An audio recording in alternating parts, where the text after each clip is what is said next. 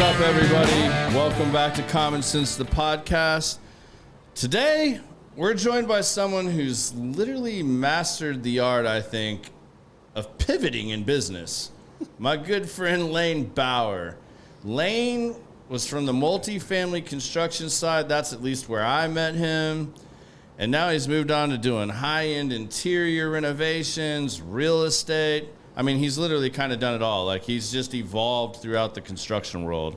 And then I guess he was bored with all that, and he and his wife also decided to launch a badass creamery over in Plano, and that wasn't enough either. So he opened up a second one, which I highly support because his ice cream is really badass. Like, if you guys remember the old creameries, like, from back when you were a kid, like, he's brought all that back, and they have, like, super unique flavors, and they're constantly doing stuff. I highly suggest you go check it out. But anyway, he's kind of like in a unique spot that's just like been thriving a lot. And he's like, doing all these different things. So you guys know how we want to get in there, really dig deep into Lane's journey and kind of uncover how he's managed all these businesses and what's led him down these different roads and how he's managed that with family life and everything else. Because I can tell you, like, honestly,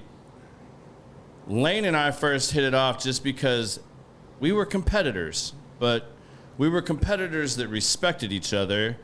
And I have never once heard somebody tell me something bad about Lane. And if you know general contractors, especially in the multifamily world, the majority of them are real happy and quick to shit on you and to talk any trash they can. Now, they might have talked trash about the company Lane worked with or this and that, but, like, I literally cannot think of a person that has badmouthed this man. And, like, most people have the utmost respect for what he stands on, how he's carried himself, and the way he's gonna. So, without further ado, we're going to get into this. But, Lane, welcome to the show, my man. Pleasure to be here. Thanks for having me. I'm very humbled that you've set some time aside for me and asked me to be here. So I appreciate it. Thank you very much. Yeah, man. Absolutely, man. I've been looking forward to this. I was just hoping you were going to say yes at some point. Like, I debated asking you a couple times. I was like, man, he's so busy, and I don't know if this would be his cup of tea. Is he going to do it or not? Well, it's my first podcast, so we'll see how it rolls from here, right? Let's go, man. Like, that's awesome, man. I always love that. Yeah. And it's funny. I think I told you this today. Just from the little bit of stuff, like, I don't know how quickly you pop up in Google if people put that in there, but, like, watching it today, I'm like, why doesn't it always do that shit for my show? Yeah. Like, I'm searching, trying to find more stuff to put into my algorithms and find stuff to talk about with you. And, man, like, all your stuff, it was like, and I was like, all right, got the creamery up here, everything. Cool. So. Awesome. Yeah, we love that. Well, I'll tell you that the kudos are to my wife on that one. She handles all the social media for the shop, and she works very hard to have really great content and get a lot of activity out of it. Yeah. And so, yeah, it's been amazing what's happened there. Well, since you handle all the other stuff, I think you need to have her make you do a website for you for the construction stuff. Yeah, right. That would be nice. I mean, I think you need to get that going. I mean, just my own one little piece of advice. Gotcha. All right, man. So let's tell everybody a little bit about yourself, where you're from, like where you started out, where you grew up, what family life, all that good stuff. Yeah. So I was born in Stillwater, Minnesota, and my dad was a physics teacher. If you ever heard of St. Mark's School of Texas down at Preston and Royal. Yeah. Real high-end, ultra-wealthy boys' school. They recruited my dad nationally. Just a little bit about him. He was a physics teacher also in Minnesota. And back in the 60s, created a program that in Texas, it's called IPC, Integrated Physics and Chemistry. Up there, they called it Integrated Chemistry and Physics. 1983, President Reagan started what's called the Excellence in Science and Math Teaching program, where they have a contest where one science teacher, one math teacher from each state in the country competes. And my dad actually won that for science for the state of Minnesota, the inaugural year. So that put him on the map in the physics teacher world. And Fast forward, St. Mark's found that he might be available and reached out to him. They had made an offer to another teacher, revoked that offer, knowing that my dad might be interested. They flew my mom and dad down there, and August of 1990 rolled around, and we packed up the truck and moved to Texas. Right on. So, yeah. And so that was in August of 90. December of 90, I met my now wife at church, at college group at church. And so we'll be married 32 years in July. Awesome. Congratulations. Thank you. Got 2 kids, 27 and 21, and 1 granddaughter. She's going to be 2 in July. Awesome. So that's a whole new experience. I wish we could see her more, but, you know, learning how to be a grandpa is a challenge for me because they're so far away, but it would be really fun, I think, so if I could spend more time with her. So always been in construction. I am a product of vocational school, never went to college. So went to vocational school, 2-year program right out of high school in southern Minnesota. Went right into construction after that, residential stuff up there, and then we moved here. Actually found myself back at Collin College trying to get enough hours, ironically, to be a Dallas cop because I couldn't go. They wouldn't take me because they didn't have accredited college hours that they recognized. Yeah, you gotta have at least the bachelor's, I believe. So and so I'm scrambling to get college hours, and then once you're in construction, it never kind of lets you go, so. No, because it takes so damn long to like learn everything and put it all together and build that all up. Yeah, so the tentacles of construction grabbed me back out of that and went to work actually for my mother-in-law, who had a home building company over in Coppell, and built homes for her. We started also a house in Rowlett on the lake, and worked my way through several companies. It's now called Hovnanian Goodman Family Builders. Back then, Hov acquired them. Yeah. A couple of volume track guys migrated into the high-end custom world. Company called Hawkins Wellwood Homes did all the stuff for them in the Park Cities, Highland Park, University Park, Preston Hollow. And that was really fun because I got to learn a lot of fun stuff, be around a lot of cool stuff. And I actually enjoy building homes for the wealthy because they know what they want and they can afford it. Yeah. The hardest customer is someone who thinks they have a lot of money but can't afford it. So, where the hell did you get into multifamily in this equation? Because that makes zero sense about what you just said. I know. So, our first business venture took us to, which is kind of another experiential curveball for me. We went down and bought a business, a scrapbooking resort center down in Eustis, Texas, which is southeast of Kaufman, another 40 minutes southeast of there. Right. So that was our first kind of entrepreneurial adventure. My son was in diapers. My daughter was 5 at the time, 6 at the time. Yeah. And so we ran a facility down there, had a really perfect place, had 102 acres, had a 25-acre lake that was stocked with Florida hybrids, duck hunted 50 feet from my front door, and we hosted. So jealous. It's kind of funny, my wife and I joke about it now, as I was the luckiest dude in the world. I serviced 52 different women every weekend. So we had groups of women come down for scrapbooking retreats. We had a staff of about 8 different part-time people. I cooked for a lot of that, so kind of where I got to. I've always been kind of a cooking kind of geek. Loved Food TV, Food Network when it first came out, and all that stuff. What do you like to cook? Now I've kind of morphed into smoking barbecue stuff, so that's really what I love to do. Right on. But I love to experiment and just goof around with stuff, different flavors. So bringing in ice cream to that part of the discussion, right? That's what I love doing. Is Brooke and I develop new flavors. We just get in the kitchen and play mad scientist and fiddle. Throw a little this in there, throw a little that, or ooh, that's nasty. Let's not make that again. Or that's pretty good. Let's work on that and kind of work through some of that and see where it goes. So kind of rabbit trailed from how does multifamily pull in there. So fast forward again, we're in the scrapbooking business down there. 2008 rolls around, late 2007, 2008, mortgage debacle, Oh, I was right in the middle of all economy that. takes a crap, literally, I'm commuting up to Dallas working for a custom home builder in Frisco at the time.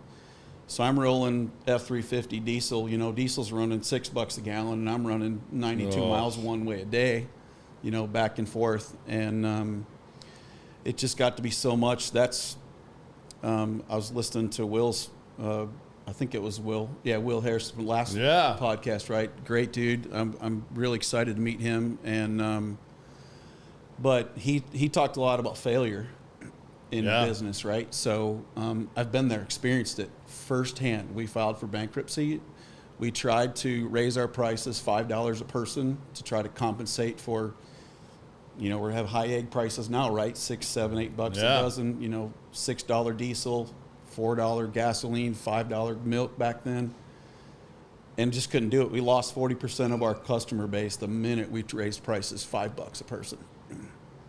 So it's just mind blowing. I mean, like you mentioning Will, I mean, like it, and I know Will very well, and like we're good friends, and like just knowing what he's shared with me over the years. And I mean, he talked about this on here. I mean, he was at such a bad point that, same situations, business was failing, unexpectedly lost their number one client, and he reached out to his mentors. And I mean, I feel like he's one of the few that, you don't always meet somebody that has a bunch of mentors. I mean, to me, I feel like you're really lucky if you have one, right? That really is someone you can lean on, like not just about, personal stuff, but if you find one in your business world, that's good. Will has several. Yeah.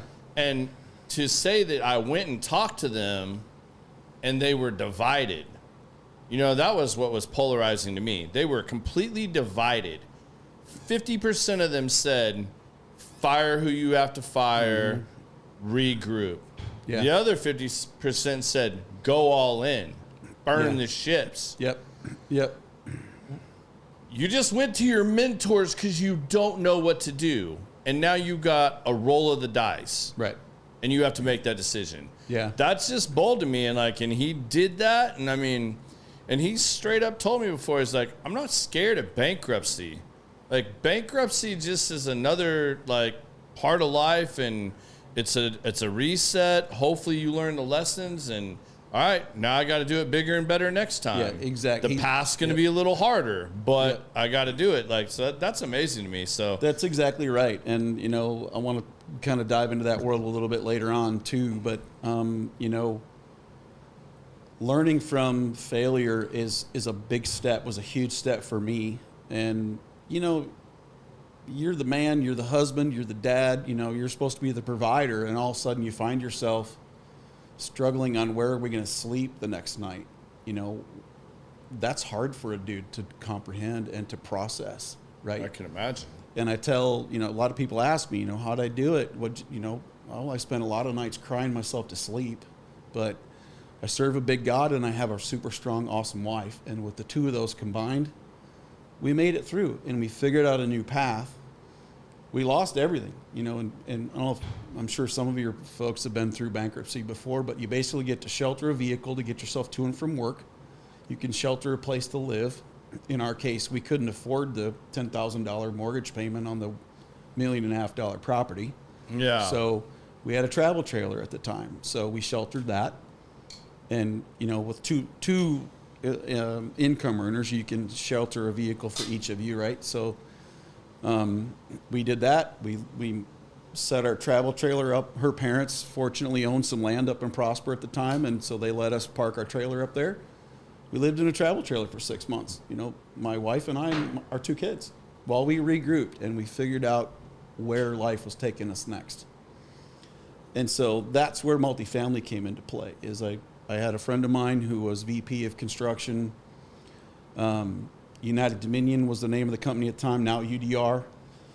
So I got a job as a project manager there that was probably 98 or 99, somewhere in there. learned a lot. Had to learn drinking through the fire hose every day because I'm a residential guy. My eye for detail, it is, sticks and bricks are what they are, right? But there's still idiosyncrasies, and you went all buried within each genre of construction. Now you got to learn what an A property is, a B property, a C property. Exactly. And I'm the guy who's supposed to know, CapEx projects versus ROI projects versus, deferred maintenance. Where do you code that money, right? And so I'm learning all that literally through the fire hose at the same time. Unfortunately, I got the job. And so I learned a lot, and that was a very vital time for me to learn the multifamily industry and get in and meet some cool people. Met some key suppliers at the time who I'm still friends with today. I think you and I met at my time with FSI, and also then later on with Bridge, right? Yeah. Where I flipped the table a little bit, flipped on the other side of the table, right? But so I was trying to remember that. I was like, was it with RAM or was it with FSI? And then I was getting confused. So yeah. But I think you're right. I think right around FSI, because wasn't that right about when Clay Lunsford went over to FSI? Was Clay? Were you there? And Clay was there? Yeah, that's what I thought. We hired Clay, and actually I was with FSI for quite a long time, and the owner of FSI and I hired Preston Samps together. So Preston and I became real close friends, and we had an unstoppable team for a long time. Yeah, we made a ton of money, and he knew a lot of people. He would give it to me. We would make it happen, and get it done. And we were having a good time. It was a lot of fun. Yeah, I can imagine. So, and Preston's a good dude. He taught me a lot. He knew a lot coming in from the sales side of the business, which I gleaned a lot from him on that. One of the key things that I live my life today on, and knew about but didn't really give it a lot of stock at the time, was answer the phone even when it's going to be a bad phone call. Yeah. That's the difference between you getting more business from those people and getting kicked to the curb. If you give them the ghost treatment, you silence and don't respond to those problematic times when they need you the most, even if it's your screw up, you still need to answer the phone and go fix it. And I love what you said. Answer the phone. Don't send a text message. No. Don't send a bullshit email. No. Answer the phone or pick up the phone and make that tough phone call. Yeah, that is the difference in the world. And, I'll give Preston some kudos too. I love Preston. I love old Tiny Feet a whole lot too. You're welcome, Jay Banning, if you're listening. Yeah, right. Preston continuously amazes me at how he pulls things off. Yeah. I've never heard a guy start a pitch talking to a bunch of multifamily people go, I don't know shit about construction. I mean, I did some asphalt work in college and I've been to Home Depot a few times, but I don't know shit about construction. But I know the people and I'll get it done for you. Yeah, exactly. And I'm like, they're buying this shit? Yeah. Like, is this really going to work? But my detailed scope looks so much better than his. And he's like, I don't give a shit about that. I got this. I'll do that and I'll do more. Right. I'm like, are you kidding me? All right, now I hate you, Preston. It worked. It worked for him. He's got that charisma where, everything sticks. And it did. It was, we had a good time. And I owe a lot of where I've gotten to today and what I've learned to him. So yeah. And then went to Bridge from there. Had an opportunity to cross over and go work for Bridge Property Management, and that was literally the best job I ever had. Wish I was still there. We talked about my son a little bit. Yeah. Before we came on the air, and that was one of those jobs where I literally had to put my family in front of everything that I was involved in, my career, everything, and my son knows this. He knows who he is, and he knows we've dealt with a lot of this. So I'll talk about some fringe things, but I traveled a lot with Bridge, right? I was responsible from stuff from Phoenix all the way through Texas, Oklahoma, Mississippi, Florida, basically the whole southern half of the country. We had 4 or 5 project managers when I worked there. I went up to Maryland, a lot of stuff in Maryland, Virginia. So I was ultimately gone, 3 weeks a year, 3 weeks a week, 3 weeks 3 weeks a month, basically. And he was finding trouble while I was gone. And so, and it got serious. It got bad. So we're talking legal stuff and, serious, even some, life-threatening issues for him. So I walked away from that to protect him and be with him and do what I needed to do and be a husband, to be a full-time husband again, a full-time dad again. And so I got my real estate license. So that brought in that one hat that I wear, which is an active real estate license. So, man, I think that's so key right there. I mean, to have those struggles and then find the place that you just said, even with all the successful things in my mind that you have going for yourself now, you're like, I would still love to be in the role I had with Bridge. Oh yeah. And yet the only reason you left there was to be a husband and to be a father and to come back home and take care of your family. Yeah, that's literally why I left. I couldn't, and the job required me to travel, so there was no hybrid. I couldn't do it from home. I couldn't go to an office. I had to be on the job because, granted, Texas was a hot market at the time when I was there. We had 6-8 properties in Texas, but literally 7/8 of my portfolio was outside of Texas. So I flew Southwest exclusively because I love going to Love Field. It's easy in, easy out. Security's easy there. So, I made companion pass by July every year. Yeah. So I was gone all the time, right? But it wasn't worth it to see what my son was going through and what he needed for me and what my wife needed for me at the time. It just wasn't worth it. I wish I was still there. That was literally the best job I ever had. I'd still be there today, but it's just not where I was meant to be and not the path, God was leading me down. So I needed to be home. Yeah. So real estate brought me into a whole nother world again, learning new stuff. I hated realtors when I was a superintendent for home builders. Hated them with a passion. Bunch of used car salesmen. They always come in, when's my commission check coming? When am I going to get paid a bonus? Oh yeah, your check won't bounce. How about that? Is that a good bonus for you? Yeah. I hated them. I just couldn't stand realtors. And then I'm like, you know what? Maybe I can do some good there. So maybe I can bring my philosophies and my passion and my care for people and care for that customer experience into that world and be a little bit of a light in a potentially really dark world. And we're treated like used car salesmen for a reason because there's a lot of bad people. And there is truth in that. Basically 5% of realtors do 95% of the work. That's true. It literally is true. I believe it. My wife's a realtor. I can't wait for her to start chiming in. She hears this. I'm sure we're up. There she is. Oh, yeah. I knew that wouldn't take long. I was like, yeah, you're speaking her language right now. So, my whole construction career, my real estate career, I love helping people. And that, it's why it was it was an easy transition to talk about ice cream, right? Because we love making people happy. My wife has the same passions I do. A lot of the same. We're not identical, right? But how many people in the world can say you're partners with your wife in business?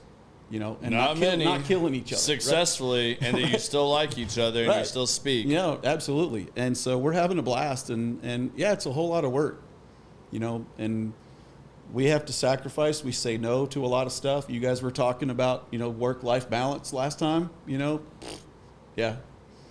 There is work and life. There's not a whole lot of balance because when you're the owner and you pay the bills and you pay the taxes and you got the payroll, it's work. I'm glad you brought that up because there's a little bit of something I want to clarify there for people that may have heard my comments last week when Will and I were talking about this because I challenged Will on this. Mm-hmm. Work-life balance is just one of those things that I think gets thrown around real loosely and is a highly overused phrase. Yes, I think a work-life balance is necessary and that you got to figure that out. But people want to throw that around like it's some like unicorn thing, like, and that if you schedule everything and you're on top of your to-do list and your tasks and everything else, and that you can magically, if you're just this master organizer, you can like magically have work-life balance. Right. That's bullshit. Yeah, it's not a magic thing. That is bullshit. No, you're right. Like, you can be the best scheduler, the best planner, all of these things, and have a horrible work-life balance. Sure. You got to have people talking more about what did you do to achieve this said balance, or when things are getting out of balance, how do you put them back? How do you solve the problems of like, all right, our communication sucks. Maybe we need to tighten up the schedule a little bit. Maybe we need to do X, Y, Z. Yeah. The conversation needs to be bigger than this catchphrase of you need to have work-life balance. Like, that's just foo-foo shit to me. Yeah, like, it is, and it's become so cliche. However, what people, there's a term for the logo of the legal person where it has the lady, the blindfolded lady is holding the balance, Yeah, the balance scale. Yeah. So, work-life balance isn't always the weight's perfect on each side. It's never in the middle 50-50. Yeah. Right? So that's where I think the cliche and the myth comes into place. Yeah. How do you teach people to juggle it? I think my wife and I, we don't always have work-life balance, but what is work-life balance to me? What is work-life balance to you? Yeah. What's work-life balance to what's work-life balance to everybody, right? Right now, ours is a little tipped to where work is probably 75-80% of it, and home life is 20%. So what do we do with that 20%? We cherish that, and we use that for other things, for special stuff. We have to actively work at that. So it's an active thing, and it's different every day. It's different every hour. Okay, so in the deeper side of that, if you're only getting that, let's just call it 25% home, 75 there. Yeah. Obviously, you're burning real hard at work. Sure. Both of you. Sure. How do you, when you've burnt that much energy and expenditure into the business, how are you maintaining that same level of intensity and value in just that 25%? Because it's a smaller proportion. Sure. How are you not just completely burn out? Oh, and trust me, you we still are. make the time, and that you guys both have the energy for that with a family. Yeah. Well, fortunately for us, we're empty nesters now, so we don't have the kids' perspective on work-life balance. So for folks who still have little ones at home, it's harder. And so, but again, I bring that up as it's personal. Work-life balance is not the same for everybody. It's different for every person. Yeah. And so for us, we literally make a choice, and sometimes we even have to schedule it. Like, I don't know if you know about Barnhill Vineyards up in Anna, right? Yeah. It's an awesome place. We love going up there. We love music. We love reasonable. We haven't been, but I've heard about it. It's a really fun place. So we'll actually look at their calendar. We'll schedule stuff out 2, 3, 4 weeks out, 5 weeks out. We know we're going to Barnhill on that given Friday, Saturday, whatever it is, right? Or we have, a wine walk in McKinney or things like that, where we'll purposefully schedule them. So it gives us something to look forward to. There is take from the business side too, right? We are the owners, so if we can schedule it properly. Brooke does all of the scheduling. So if we know, like for example, if our son and his daughter and his girlfriend are coming into town, we'll purposefully schedule a rock solid airtight team for that week while they're here, so we know we can be gone from the business a little bit more. And so it's very cliche, but it is a lot of work. It's a work piece from it. And you got to value when you get that home part of that work-life balance, especially like ours is skewed a little bit. It just makes it that much more precious and sweet when you get that time. Yeah, no, man, that's clutch information right there for you guys trying to balance this, because the amount of things you have constantly had in play or going on. It's always been amazing to me. Like Lane and I never actually did business together, for the record. Like, he was just someone that I respected and like I wanted to work with. We never got that opportunity. You know, life took us down different paths. Right. But he was always somebody I kept in touch with. Yeah. Like, we've had random conversations it's funny that we just exchanged cell phone numbers like a week ago. Right. But we've talked on social media for, a long time. Yeah, sure. Which is funny to me. But, man, I don't even know where I want to go with this now. Because, lots of different you did so good at, like, taking that and just running with it. I don't even want to start with it. Like, we've pretty much killed multifamily here. So let's go to the creamery for a little bit. I think that's a really cool thing to talk about, because that's like an old school nostalgic thing that you guys decided to bring back and to venture off in when you already had all these other things going. Yeah. So with that being a very unique business venture compared to construction and real estate, right, what inspired you and your wife to start a creamery, and how did you come up with the concept? Yeah, so it actually started in Belize on Ambergris Key, believe it or not. My wife's parents became expats probably 15 years ago and moved down there, bought a house, lived there full time. Okay. Since have decided that medical services weren't close enough and island life wasn't all it was cracked up to be when you're on vacation. Right, so they still own the house. We go down there from time to time, and we found a little ice cream shop out on the island that was owned by a dude from Hot Springs, Arkansas, and just struck up conversation with him. Man, this is awesome, best stuff we'd ever had, and just kind of kept in touch with him. Kind of one of the things you learn in business and networking and stuff is you never want to burn a bridge. You always want to talk to people, network with people, every opportunity you get. Everywhere I go, I talk to people. You can just be amazed at the kind of conversation you get out of a smile when you smile at somebody, even especially in today's culture. Yeah. And people just are being so friendly with closed somebody. in, right? And so I just struck up conversation with this guy, and we kind of ran with it. And Brooke kind of looked at me a few times and just like, man, wouldn't it be fun to have an ice cream shop? It's just a fun place, It's just joy all the time, right?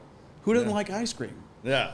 So, no one goes. You might walk into an ice cream place because you're in trouble, or you had a bad day, or you're a kid and you had to go to the doctor or get a shot. But now it's fun time. Now you're getting rewarded. Exactly. So it ultimately started as a retirement piece for us, to build this business and to build this brand, and to then either live out of it in retirement or sell it, and enjoy retirement at that point. Which are still that's biggest active goal we have in the business, right? We're there to make money, right? Everybody starts a business to make money. But we wanted to provide people joy.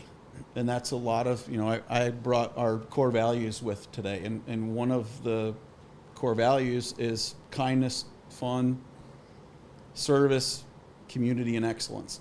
Those are our 5 core values. And so it's hard to find joy in a lot of things, and there's one business model that is joyful all of the time, and that's ice cream. And so we decided we were going to make a go of it, and then COVID hit.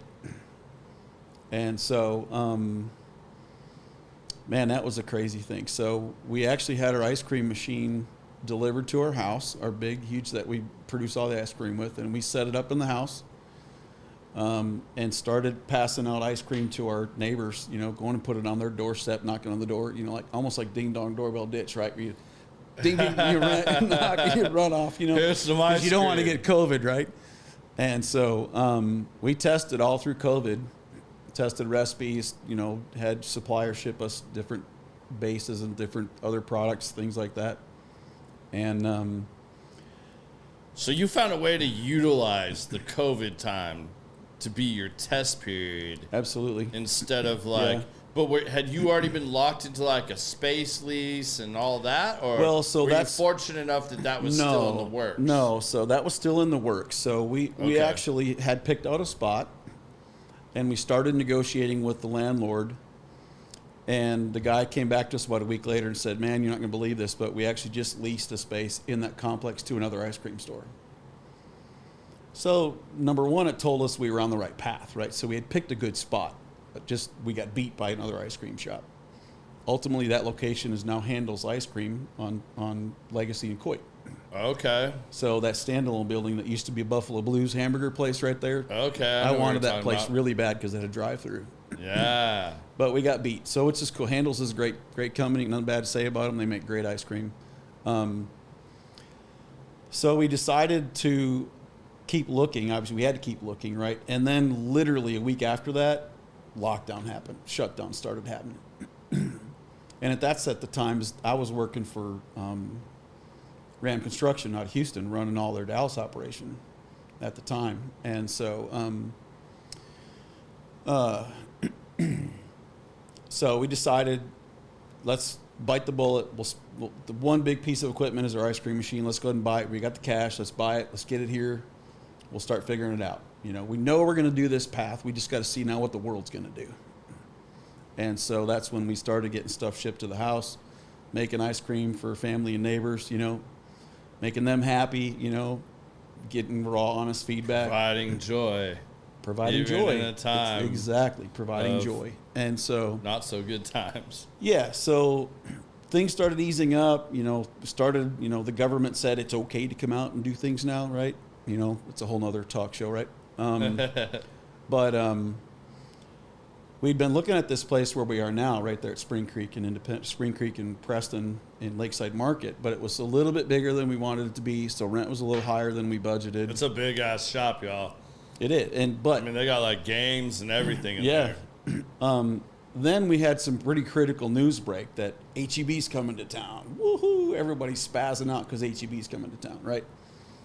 And lo and behold, they bought that hard corner right there at Spring Creek and Preston. So we scrambled back, called the landlord. Said, okay, we want that space. It was still available, so we locked it up tight. And so that got us our first space. The right time. Literally, yeah. So, you know, I think you've talked in a couple of podcasts back, you know, about, you know, location. It literally is gold. I mean, even back to, you know, I don't know if you read any of the books that McDonald's family wrote, you know, about McDonald's hamburgers, right? Yeah. They talk about they're more of a real estate company than they are a hamburger company because it literally, location is the key. Absolutely. And so we guessed well with that one, and we're still growing today. We haven't had, you know, knock on wood, we haven't had a down month. We haven't had a down year yet since we opened in Plano. And so it's just we've been blessed there. The community has really embraced us there. My wife used to be a teacher in Plano, so we have a lot of community built in there. We have a lot of access that Where did she teach at? Several places. So she mostly taught at Houston Elementary, right in the dead center of Plano. My wife and all of them are Plano kids, so I just wanted to throw that out there. Yeah. So she taught the gifted and talented PACE program there. Got to know a ton of family, ton of kids. Some of our first employees were former children of former students. You know, so like, dude, you're that old? Yeah, I'm that old. Isn't that a bitch? Like, it's crazy. When you start seeing all that happen, and you're like, damn, I feel old now. Yeah. So, but you know, again, it brings me back to joy and fulfillment, right? So we really strive to be a place for community, a place for families to come and discover family life again. We do not have TVs in our store purposefully. We have board games. We just brought in, I don't know if you've seen any of our posts lately, but we just brought in some activity tables that a friend of ours drew these custom mazes. Oh, cool. He's called the Maze Master. I mean, he's one neighbor, he's a dear friend of ours. So we have all of our tabletops now have some version of a maze or a game that you can use with an expo marker on I tried my hand at pouring epoxy, and it didn't go so well, but it's good enough. It works, right? They're not perfect. Y'all don't come judge me for my tables, right? But anyway, but we're getting so much awesome feedback on that too, because it gets people to put the devices away and be family again. Yeah. Family. Well, I think it's cool too. I mean, I know I remember because it like took me down memory lane when I was in there, which we'll tell that story too. But the first time I went to your shop, but it seeing like Candyland and like checkers and all these like games that I played when I was a kid, and like Connect Four. My wife literally hates like games and stuff like that. Like in that aspect. But just seeing those is very nostalgic. I was like, this is cool, man. Like, it's like a real chill vibe. Like, it's an ice cream shop. It's not like a Starbucks, but you have that kind of environment just in a more family kid way. But it's not just straight up kids. Right. Yeah. So, we do a ton of community work. We do a ton of outreach through the community. We do a lot of spirit nights for schools. We give back to every school. We give a percentage back of sales for those. That goes into their PTA funds, help support them. We have a really fun project that we do with the Collin County Advocacy Center, which is, I don't know if you know about the Advocacy Center of Collin County. Yeah, no, tell us a little more about it. So they do... they bring in and shelter, for the lack of a better term, abused children, right? They rescue children that are So it's kind of like at Element, we always, our golf tournament stuff always sponsors like Jonathan's Place. Are you familiar? So is it very similar to that? Similar to that, yeah. Okay, This is a government, it's Collin County. Okay. So it's owned and operated by the county. So when Child Services comes out, and does a welfare check or whatever on a kid, and if they need to pull them, that's generally where they go first.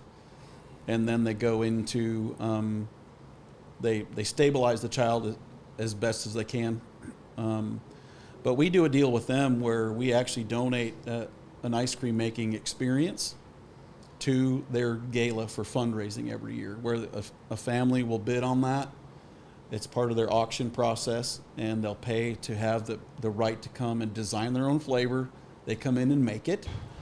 And then April is Child Abuse Awareness Month. So then we sell that flavor that family created, and we guide them slightly, but it's their deal. I mean, it's their flavor. Yeah. The latest family this year that did it, they're huge Rangers fans. So I'll do a little news flash or break, whatever, but this year's flavor, they called it Grand Slam. It's a caramel popcorn flavored ice cream with chocolate covered peanuts, red, white, and blue stars, sprinkles in it, and a caramel swirl. So it's like baseball stuff, right? All right, that sounds pretty good. It's amazing. I'm interested. It turned out really good. So then in April, when we put this flavor out, we donate percentage of sales from that flavor back to the Advocacy Center. So all in all, last year, from our efforts and our partnership with them, we gave them almost $3,000 back.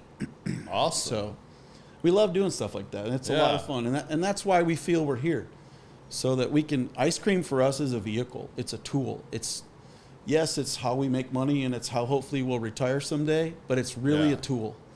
So for us to provide joy, and I could tell you, we could go on for multiple podcasts about the stories of people coming in and the kids coming in who are having a bad day. Yeah. And just need a little break and a little piece of joy. And I'll tell you one that I get emotional about it every time, but right after we opened, a lady came in with her young son. He's less than one, just a little baby. And she needed a break that day. She was coming from a doctor's appointment, and she just needed 10 minutes to have a little bit of joy while she was waiting on a cancer diagnosis. Oh. And so, and it's amazing how many times we see that and hear that. We try to we teach our staff about kind of Chick-fil-A's model, right? Where it's my pleasure, happy to see you, welcome in. We try to be really open and positive and engaging, and get that conversation back from the customer. Kenny was talking about one of his philosophies is making sure people are happy. Yeah. I mean, there's a lot of good food around. There's a lot of great ice cream around, right?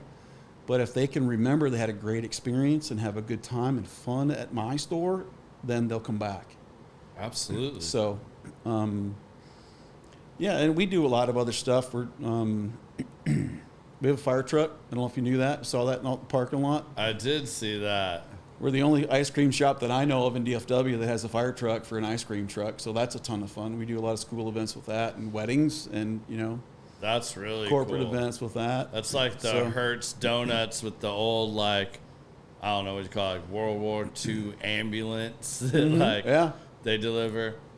Yeah. That's cool, man. I love all that. I mean, it's great that you found like it's almost like an icebreaker. We talk about this with the cigars that, like find a cigar shop if that's your thing and like just sit down and start enjoying your cigar and have a conversation. I mean, that's what these things were meant for. Whether we're talking about cigars, ice cream, I mean, you could go on down the list, but you're providing some comfort, some joy, some peace of mind. Yeah.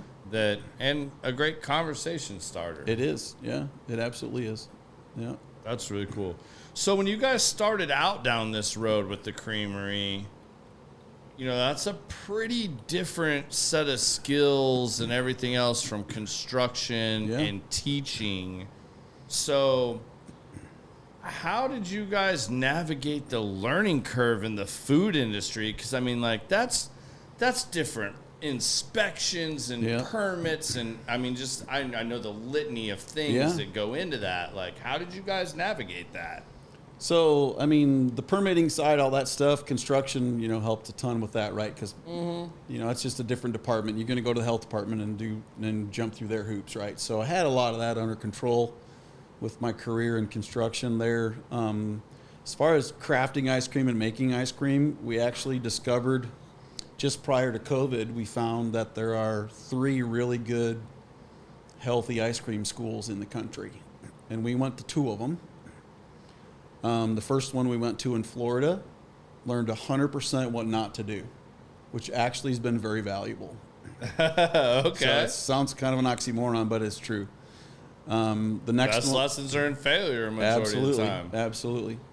The next one we went to, so after we went to the school in Florida, we joined our national association. It's called NICA, it's North American Ice Cream Association. We joined that. My wife went solo to their national convention at the time was in Orlando, Florida. She met some really key people there. Those of you that know my wife, and she's real outgoing, real bubbly person too. So she'll control the room, when she goes into. It's a lot of fun to watch her work too. But so she met a couple people and another dude that owns an ice cream school in Boise, Idaho.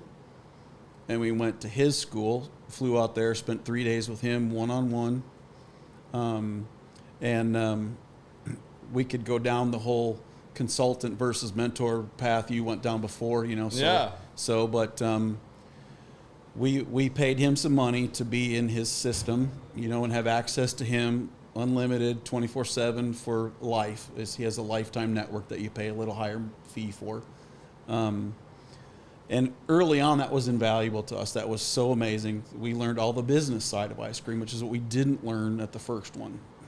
We learned how to turn on a machine. We learned how to put base in the machine. We learned how to do additives for flavors at the first one.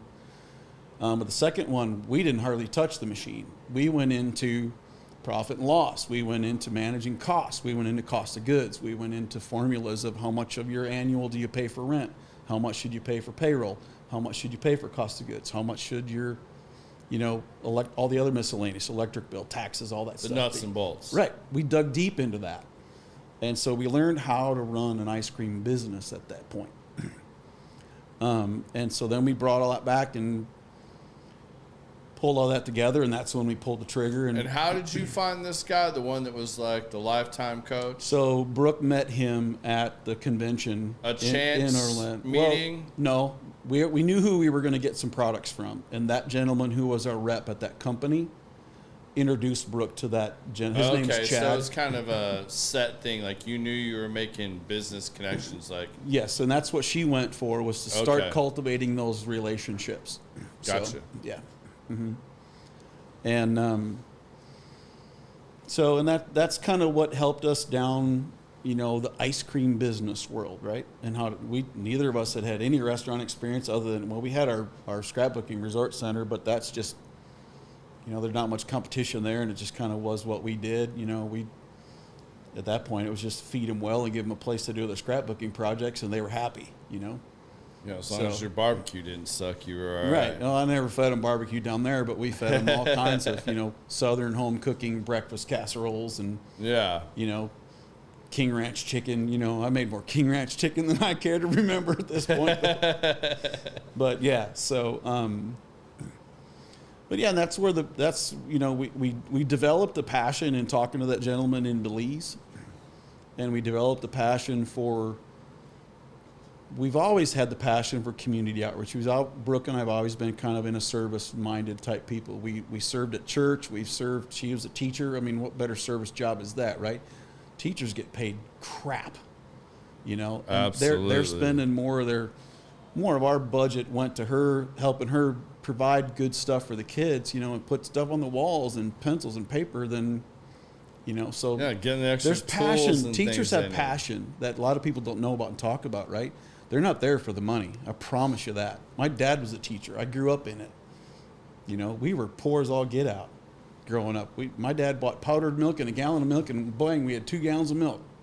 I've never been happier for my cousin, my older cousin. Yes, I called you older. You are older than me. Right. My cousin Shelly, the stuff she went through as a teacher, it was heartbreaking to watch the toll that took on her. And I'm like, so happy and relieved that she found something she truly enjoys, and it still allows her that opportunity to give back because she's so good at what she does. And she's truly passionate about it. I don't know many people that love history more than she does, and she poured that in there. But when parents ship their kids off to school and just treat it like raise my kids, that's not what they're there for. They're not supposed to be parents. Nope. They're supposed to be teachers. Right. And when you ask them to do both, and then the system leans too hard one way versus the other, what incentive do they have? You already don't pay them enough. Right. You don't give them the tools and everything they need to really, truly be successful in their jobs. Yeah. And we wonder why our education system sucks. Right, exactly. It's money won't fix it. No, it's not a money thing. It's not just a money thing. No. Mm-mm. But anyway, that's a whole nother podcast. Yeah. Politics of teaching. Yeah. Yeah. We could dive down so many different lanes here. Right. Josh, that's hilarious. And I'm with Biz on this. I want to know more about this game of life you played and what the incident was with your wife that you don't get to play board games anymore. That sounds pretty serious. Oh, man. You come to my shop, we'll hook you up with some board games. Yeah, yeah. Lane will let you guys work that out and, smooth it over an ice cream sundae. Mm-hmm. So, heck yeah. There's 2 things I can think of that, really matter, whether it's on the management side or the construction side or the creamery. Yeah. Consistency and quality. How has your experiences in those, and how have you kept a balance on that? What's been different? Was there big adjustments there, or was that just, hey, these are our values and we're just going to kind of stick to them and this is how we're going to operate? Yeah, great question. I would say the philosophy and the theory of quality and craftsmanship are the same across the board. How you apply them, obviously, ice cream versus somebody's kitchen cabinets are very different things. But it takes an eye for detail, right? I can tell very quickly when an ice cream flavor isn't going to work. I can also tell when that painter's in there working on that kitchen cabinet that, hey, dude, you need to work on that. That's not going to fly, you know. And I've been pretty detail-oriented guy my whole career, my whole life. And so I have pretty high standards. You know, my final walkthroughs at whether it was apartments or homes or remodels, they're an hour or two and very little blue tape because I do it first. And I think the customer sees that, and I make sure the customer sees that because that tells them that I'm involved in their project. I care about them, and I care about their product, whether it's a scoop of ice cream or a kitchen or a bathroom, enough to say, hey, I don't like that. It doesn't meet my quality standards. So, you know, you need to do better. You know, I'm glad you answered that way because that truly was one of the reasons why I always wanted to try to get in with you, whether it was at UDR or whether it was at Bridge, because that is the one thing that I heard a whole lot. You know, you kind of had that whole aura about you that in a different way, because if certain people know this man, like, this is not the best comparison, but if you let me finish, you'll understand. Yeah. You got compared to Ken Schwartz a lot. I'm sure. And the way that, and what I mean by that, and I still truly wish there was more of these and people that had these kind of standards. What I was told was there is no gray area with Lane. Mm-mm. It's black and white. Right. He has a standard. He's going to hold everybody to that standard, and he's going to make sure that this is apples to apples. Like, you're not going to get beat out on a bid where you were just low cut, and then you see that the standard that you know he adhered to. Right. And that there was no gray area. It was, you know, it's black or white. Like, this is what needs to be done. These are the expectations, and this is what I want. Yeah. That sounds so simple, but it just doesn't happen very often. No. You know, people get pulled in different directions trying to appease different things, whether it's a VP or upper management or ownership. And, like, some people won't stand their grounds in between there. And, like, I heard through and through from friends of mine that did business with you and were like, no, Lane is awesome, man. Like, Lane, he tells us exactly this. It's this. If he's wrong, he'll own it. He'll take care of it. He'll allow that change order. He'll ask for it. He'll, you know, like, hey, we got to get this right. Like, there's this way and there's this way. Yeah. Right, wrong. There isn't an in-between where anybody's trying to guess or, hey, I've got to get this to the lowest number. Or, I got to come in right here. It was way more balanced. Yeah, I mean, and I try really, that's actually something I worked very hard at, is to be transparent in a lot of stuff. And, you know, I always felt like if I'm requesting bids for a project, you know, let's say it's a leasing office conversion, right? Yeah. My job will be easier if I'm transparent and tell people what needs to be done and what I'm expecting versus sending out a couple sheets of paper and letting everybody guess. Here's your RFP. Right. That's why a lot of people disagreed with a lot of things I did. Like when I was at Bridge, I did bid walks and I did bid invitations, right? Where I would invite, you know, 3 or 4 main people that worked for us. All right, you guys, this is your time to ask questions. You know, let's roll through the plans. Let's roll through the specs. Let's walk the property. This is your time. You know, if it's a due diligence walk at a new property, I can't guarantee you access after today. So come prepared to ask me we'll go look at I'll stay here till midnight. We'll do it with a flashlight if we need to. Yeah. But this is the time. Don't come back to me in 4 days. Can I go over there Tuesday? No, you can't. So sorry. And I don't know the answer because I'm not there anymore. I can't go back on property. Yeah. Right. And if it's property we owned, if I had time, if I was in, like I said before, most of my projects were out of town, out of state. So it's a plane ride for me to get there to go show you something. So come prepared. You know, and so I felt like that was advantageous for everybody, right? It made my job easier. It made your job easier as a general contractor because you knew what needed to be done. You knew what the expectation was. What's the most important lesson you've learned about scaling a business, especially when managing all these diverse industries? Oh gosh. We're just now diving into scaling. We just opened that second location last May. And frankly, I'm learning a lot about scaling myself at the moment. Okay. I learned that brand recognition isn't always what it's cracked up to be. And so actually our Murphy store is struggling a little bit because we were leaning on brand recognition a lot when we opened that location. And still most people in Murphy don't know who we are. They've never been to the Plano shop. They've never looked at us on social media. To them, we're just another ice cream store. And there's actually several of them in Murphy. So there's a big competition base. There's a lot of competition for that sweet treat dollar, that dessert dollar. Yeah. And so, I need to connect you and Will. Yeah. You guys. I definitely want to meet with him and talk to him about that. But, so frankly, to be honest with you, scaling right now is a little bit of a struggle for us because our Murphy opening hasn't gone as planned.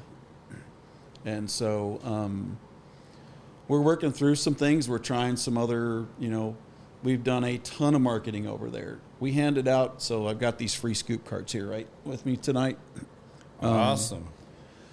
We handed out, we hit every school in Wiley ISD and all of the Murphy serving schools in Plano ISD. We handed out 3,200 of those for Christmas presents for the teachers. And I've only gotten about 100 of them back. People don't know who we are. So that's been a surprise for us. We're trying to do things that are different, outside of the norm. And so... all right, when this show's over before you leave, I'm hooking you guys up.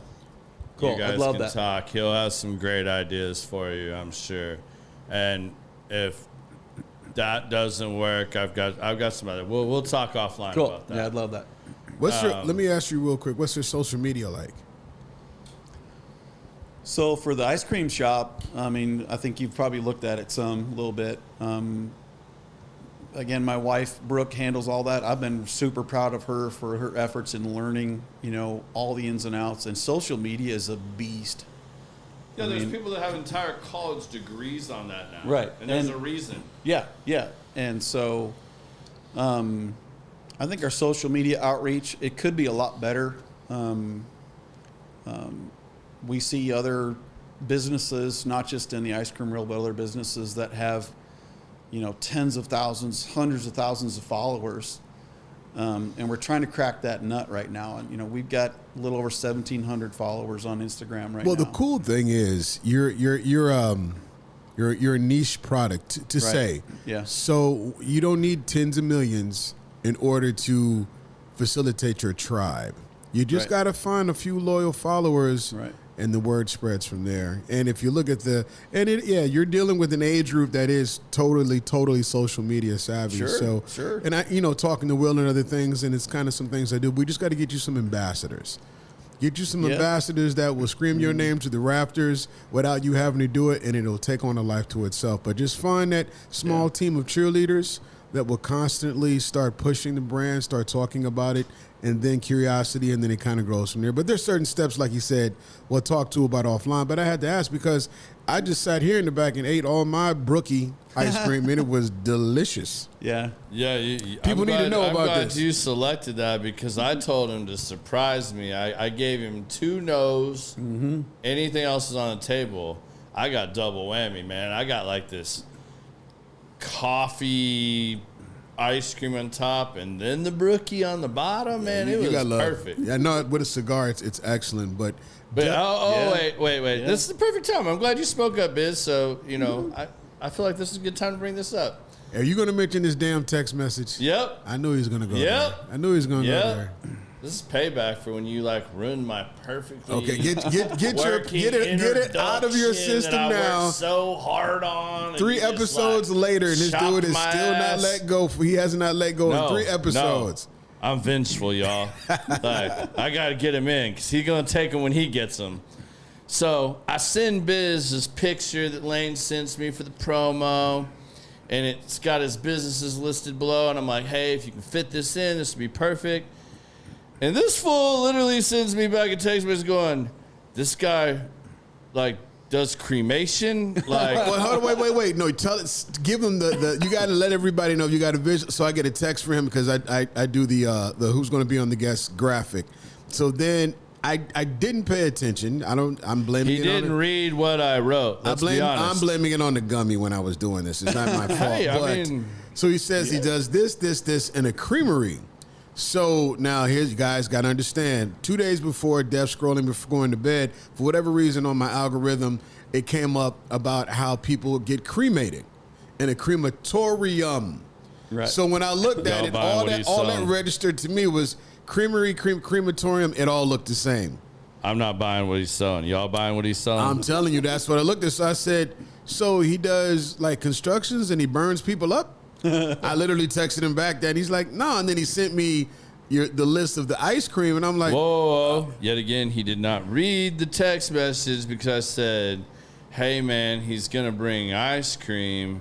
What do you want? What flavor do you want? Then I sent him the link to the website so that he could see all the flavors available.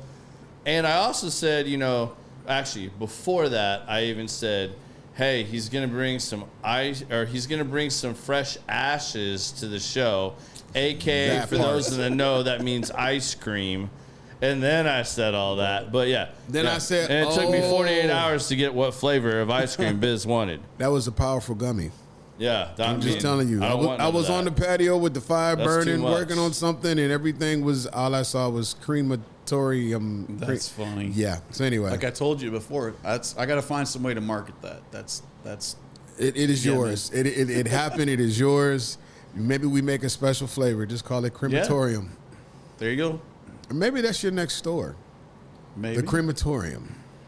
The mystery flavor of ashes. Exactly. And you pull them out and you just have these little doors and you pull out. I still haven't been brave enough to try that. I don't know why. The ones I have tried have all been amazing. And it's like cigars, man. You got to try something different. I told him the only ones I didn't want was the mystery or the mint like chocolate chip. And the mint chocolate chip was just because I burnt myself out on Jocko Fuel protein shake and the mint chocolate chip. Like that's like eating it's like when you eat Girl like Scout two boxes mints? of Girl Scout cookies and you're like, I can't have another Thin Mint for like a year. I figured you were a toothpaste guy. A lot of people, mint tastes like, mint chip ice cream. They relate to toothpaste, so they can't do it. So I actually like mint chocolate chip. Okay, it was just the fact that like that was one of the early flavors when I got back into working out and losing weight. Gotcha. That was the first like big flavor I got from Jocko Fuels. And man, I burn out the like Thin Mint protein shake. So you're done with that for a little while. Like I need to lay off that for a little bit. Anything else I'm good with. Yeah. Mystery, I just don't trust you enough yet, Lane, for the mystery flavor. No worries. That's funny. It's good though. You should get past I'm that. Sure and it will try be. It, but it's probably like end up being my favorite. It'd be like a Captain Crunch thing or a Lucky Charms thing, something along those lines, I'm sure. Well, I don't really want to ask you this now because we kind of just hit on that, but go for it. Well, you kind of already answered it to a degree, so we'll jump ahead here. We're doing real good with.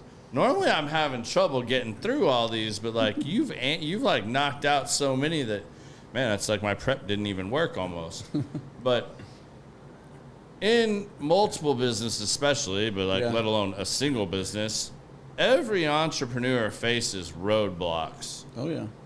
Can you maybe talk about some of the most memorable obstacles or roadblocks or challenges that you've faced in your career, and what did you learn from them? How did you pivot from it? What were some like keystone ones that like you thought it was like the end, or you thought it was like this like unpassable thing, right? But it actually was a pivot point. Sure.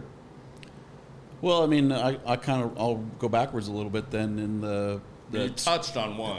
Yeah, the scrapbooking facility we had, right? So We literally lost everything with that. And so I told you before, we moved into a 32-foot travel trailer with 4 of us, right? Trying to figure out life, right? I had no clue what was next at that point. Nothing. I mean, I was depressed. I was disappointed in myself. I was hurting for my family, because I looked at it from personal perspective as I failed as a dad, I failed as a husband, failed as a provider.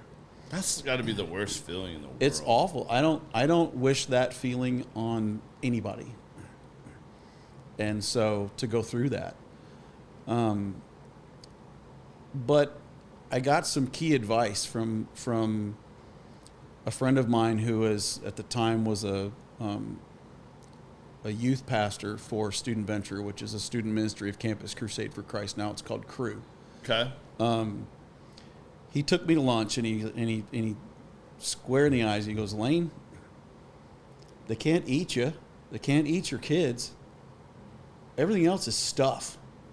So your pride's hurt. Yes, I get that. So figure out how to mourn that and find a place where you can move on from that. Because, you have your kids, you have your wife. Your wife's not going anywhere. Your marriage is solid. And I'll tell you, my marriage grew through that more than I expected. That was an unexpected thing for me, is my relationship with my wife got deeper and better and stronger. Yeah, you're completely stressed out. You think it's I'm all a basket case, dude. I am just total, I can't figure this out. I don't know what to do. I don't know where to go. So I actually tried something a little different. I went and I got a job at Irving ISD as an industrial arts teacher. And I lasted for 3 months. and then like we talked about before, the tentacles of construction came back calling. Yeah. That's when I went to work for FSI Construction. Okay. Because Paul called. He's like, dude, I know who you are. I've met you. We need you. We need you to come help us run our Dallas office. And I'm like, dude, I'm under contract. I can't leave. He's like, yeah, but we need you. So I was team teaching with another guy who I'm still friends with today, actually. He lives in San Antonio. And so that, I guess, was my little pivot, right? I tried something way outside of my comfort zone, being a teacher. And because like I said before, I'm an industrial arts product. I never would have passed high school without wood shop, plastic shop, metal shop, drafting lab. None. I got A's in all those classes, and I got D's and C's in math, history, and science. I had my dad for a teacher for 2 years, and I scratched out a B in physics my senior year. So totally would have failed high school. I don't read. I'm not a reader. I hate reading books.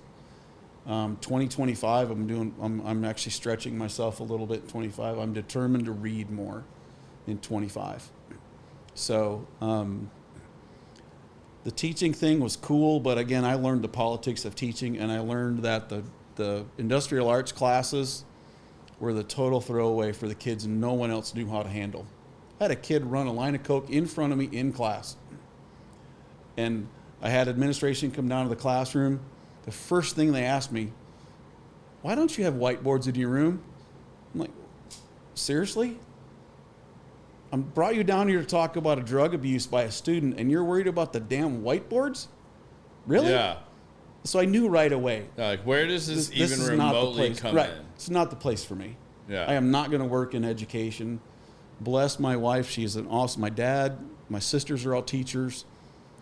I have a sweet spot. I have a heart for teachers because I came out of that product, right? But that's not for me. Yeah. I'm out in the field. I'm a sticks and bricks guy. And so that's where I pivoted back, and that's ultimately what brought me into multifamily. What do you think it's going to take? Because I think that's a great point right there, and I've talked about this, and maybe we'll dive down this rabbit hole a little bit. Yep. I think the upcoming generations are about to be really, really screwed unless we figure out a few things, because our generations and actually our parents were the guys that went out, learned and mastered the trades, Yep. in carpentry, masonry, electrical, plumbing, HVAC, roofing, you know, framing, drywall, you know, like all these like crucial trades. And they broke their knuckles learning those things and becoming experts. They started these companies. And then like somewhere between, you know, our generation and the next generation, there's like this gap of they just want to inherit the company. They don't want to go out there, you know, like maybe they had to when they were a kid. Dad took them to the job site, kind of tried to teach them things, whatnot.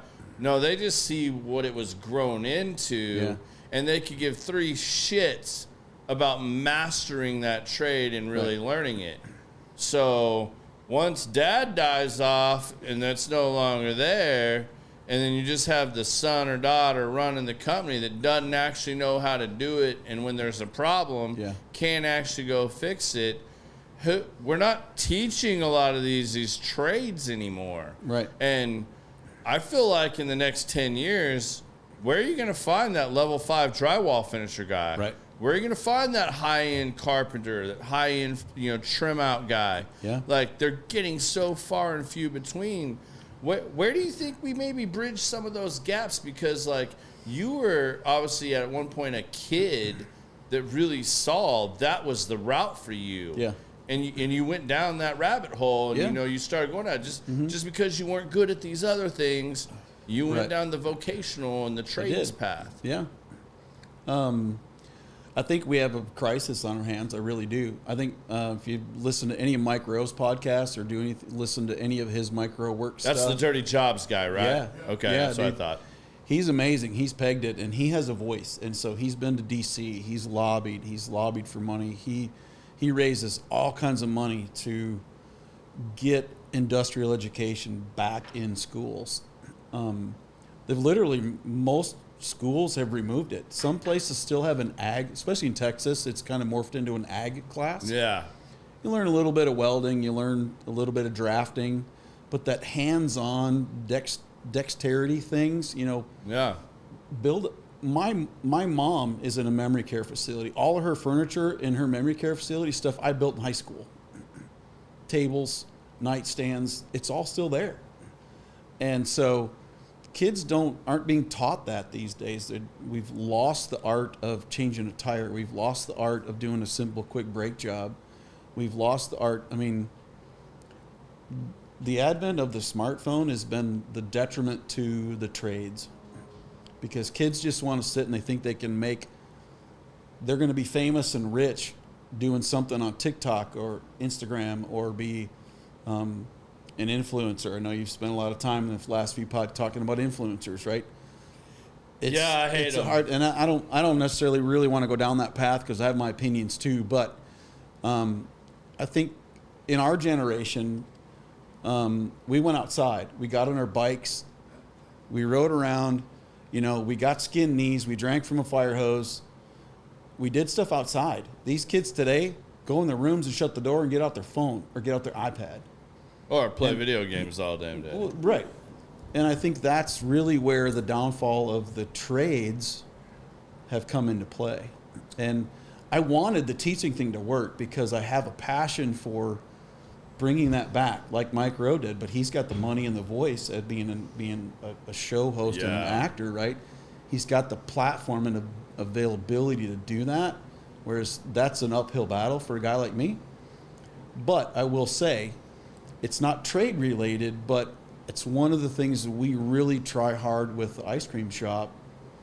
We have all teenagers that work for us. We have one lady who's a mom. She helps Brooke with, and she's phenomenal, man, the most amazing woman I've ever met, other than my wife. But teenagers, right? Teenagers struggle with counting money. Teenagers struggle with measurements, with decimal measurements, with fraction measurements, simple stuff. Half a cup of this, quarter cup of that, half a pound of that. What's a half a pound in decimal form? A lot of teenagers don't know that today. High school seniors, 17, 16, 18-year-old kids. And it freaks me out. It's not in the curriculum at all anymore, is it? I mean, it is, whether they're listening or not, I mean, a lot of it may one not of our be, foster but- kids was 16 and couldn't count change. Exactly. This shit is mind blowing to me. Like, No cursive writing. how Half are these we not kids. making changes as a society Right. to fix this shit? Ask somebody to sign their Like, name. I mean, like, we all Right. joke and say, like, with the teacher told us, you're never going to have a calculator in the back of your pocket. You got to learn how to do it. Well, yeah, Right. bullshit. I got you. You lost that battle. And, in all honesty, like, if you're not into that, it's not your strong suit, that's great. But when are we going to get to finding and testing for people's strong suits and finding where kids really excel and then helping mentor and guide them down those Right. paths Right. and teaching them not just that skill, but then also how to be more operable, more successful Yeah. in the real world. Exactly. Things that matter. I mean, do you need to go through calculus and algebra and all this shit if you're never going to do that? No, probably you not. don't. Right. You need just like, yes, doctors, lawyers, Yeah. surgeons, stuff like that. Yeah, you need to go to these certain schools. It should be geared towards you. Yeah. But if you just want to start a business or learn a trade, Yeah. like, why do you have all the same basic requirements? Right. It makes no sense. Yeah. Like, we haven't evolved our education system in like hundreds of years. Right. I mean, we take advantage of the time we have with our staff to where we look at the opportunity to mentor them. And a lot of our staff are from single parent families, and how they got to that point, is none of my business. Yeah. But I know I have a lot of staff members who are in that position. They don't have a mom or they don't have a dad at home. So how can I step in and not replace that missing link, but help with that and be a safe place for them, a safe place for them to fail, a safe place for them to trip a little bit, a safe place to learn how to count change, and a safe place to make a mistake. We have many kids that work for us that we should have fired them long ago. But we want them to learn how to be an employee. We want them to learn how to be a productive employee and a productive person. And How to so, train and grow them. exactly, train them in growth. And so a lot of our conversations with our staff, where if somebody does something wrong or somebody makes a mistake or somebody treats somebody the wrong way, even inter-employee wise, right? So employee to employee. We'll actually bring them in and have a one-on-one with them. Both Brooke and I will sit them down and say, look, this is what we heard. We want to know your side. We want to know where you're at, and also, is there something that's, is there something you want to share with us or we need to talk about that maybe drove you to talk to this person that way or drove you to react that way to a customer, right? Instead of, you're fired, the Trump way, you're fired, Yeah. It's with kids, with young people today, they are very different than when we were young, right? Yeah, And so, they need a little more compassion. They do. And so we use the opportunity to show them that compassion and say, look, we want you to learn how to be an employee. Every one of our staff this is their first job they've ever had. And so they don't know how to be an employee. They don't know what it means to, if you're scheduled for the next day, you better be here. We have a system in place for them to find a replacement, but if you can't find a replacement, you're expected to be here. That's the commitment you made, taking the job. That's the commitment you agreed to when you agreed to that schedule 2 weeks ago. So we expect you to be here. And so we're helping them learn that. And I get surprised every time, and I shouldn't because I know teenagers today now, but I get surprised on how many teens don't know how to react to that expectation. Most of them are told, it'll be okay. You just go do what you want to do and, it'll be fine. Well, it won't be because I can't come. I got commitments. My wife has commitments. We can't come. You have to be there. Yeah. I don't care if you have a track meet. I don't care if your dog got pink eye. I don't care. You have to be there. if you squandered your opportunities to find somebody to replace you that day, that's your problem. Your emergency, what's the saying is, your lack of planning is not my emergency. Yeah, absolutely. So I think my wife says that at least 3 times a week to my 16-year-old. yeah, Literally. yeah. Can you come pick me up? No, man, you didn't tell nobody. You arranged where you was going. You didn't ask. You didn't. So you got yourself there. Get yourself home. Yep. And don't walk, huh? I said, LeBron figure it out. James is the GOAT. Dude, man, don't stop. No, don't do that.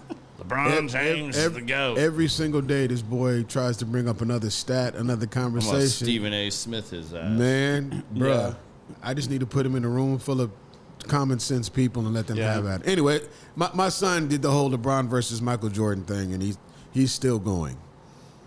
Won't shut up. Yeah. My wife likes to say, "Not my circus, not my monkeys." That's my grandmother. That is exactly. Yeah. I get it, I man. love that. I've never heard that Not before. my You have circus, it? not my monkeys. Not my circus. Yeah. Not my Yeah. monkeys. Yeah. I like that. I like that. So what are some of the maybe trends you're seeing now that like you think are areas of opportunity, or where are you trying to grow? I mean, you've kind of hit on like, all right, we got to hit the marketing a little bit better. I need to work on this. But when it comes to like your renovations and your real estate and the creamery, what are maybe some trends you're seeing in the different markets that are things you think are things you're trying to learn about, or things you're working on? So, from a construction perspective, I think, and I'll put my realtor hat on a little bit too. I think multi-generational living is going to be huge in the next 10 years. Yeah. I think we are experiencing kind of a Californication of real estate pricing here in Texas, where, we've seen double-digit jumps in valuation for 4 and 5 years now. And, the starter home is now in the high 3s, low 4s. And so I think people are reeling back to be multi-generational. And like myself, I'm in what's called a sandwich generation now, where I've got children that need me and I have parents that need me. And so it's easier to do that in one compound, if you will, air quotes being done, right? So from a renovation standpoint, I'm seeing a lot of people starting to investigate adding space to their house because they can't afford to go buy a new house that's 2,000 square feet bigger or 1,000 square feet bigger. So they're going to try to figure out a way to use what they have. They probably have a ton of equity. If they've been there for 15 years, 10 or 15 years, their equity values are huge because of that increase in valuation. So I see a lot of that multi-generational stuff. I get bid requests a lot for, can you come put a bedroom over my garage? Yep, I can. Yeah, I've watched like your posts. That seems to be a big thing you're doing, where it's a 1-story house, you're making it a 2-story house. Yep. Or, because not everybody has like the amount of land, especially in Texas and the suburbs, where you can just straight up put the mother-in-law's quarters in, the backyard and build a whole separate structure. Right. That's interesting. I don't know if you know this about me. I know a lot of people do, though. Like, so my wife is half Jordanian.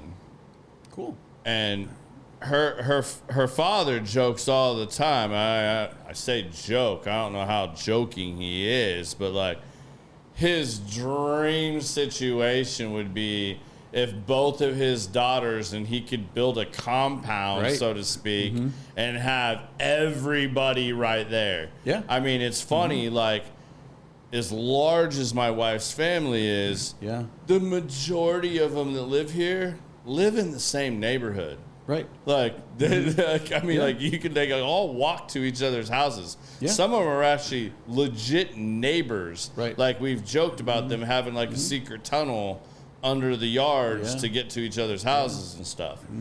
But, that was one of the things that I found. I haven't traveled overseas a whole lot. I don't know about you, but a little bit, yeah. So, like, when I traveled to Jordan, the time I went to Jordan, that's super amazing and impressive, and just a whole different dynamic and shift in how they live. Yeah. Their houses, especially in the major cities like Amman and stuff like that, it's, you know, like, it's a 4 or 5 story little like mid-rise type building, where the bottom floor is the eldest in the family, so like the grandparents, and then the parents are on the second floor, and then their 2 kids' families are the 3rd and 4th based on when you were born. Youngest at the top, oldest at the bottom. Right.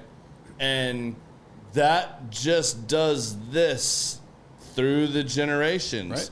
And some of those have been in the families for a really long time. For sure. So that would be interesting to see if it takes that kind of a shift here in the U.S., because I've said for a while now, and I'm still trying to wrap my head fully around this and see where this opportunity is. And I would, anybody that really wants to go down this rabbit hole and is interested in this, please reach out to me, shoot me a DM.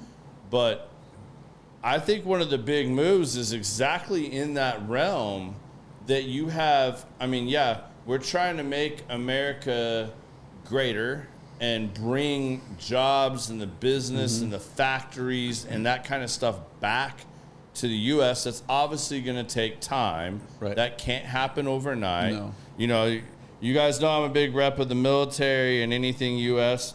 I'm wearing my favorite, and I'm not lying, like y'all, Sarah tries to steal this from me all the time, and if she does, like, I'm just going to buy her own eventually, I think.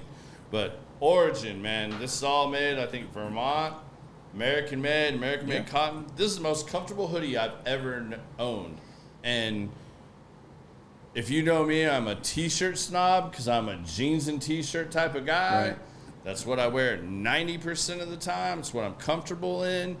But, man, I'm telling you, legit stuff. And we have those capabilities, and they're coming back. But I think one of the big opportunities is going to be someone that can get connected with the right people, because the reality is we have, and if you drive, and I'm just using DFW as an example, but if you drive through DFW, we have all these areas where there was big infrastructure for manufacturing, shipping, or trains, you know, all this stuff. We have these industrial rundown, you know, just, and I mean, that commercial real estate space is huge. Yeah. And you have these big, huge vacant warehouses and stuff.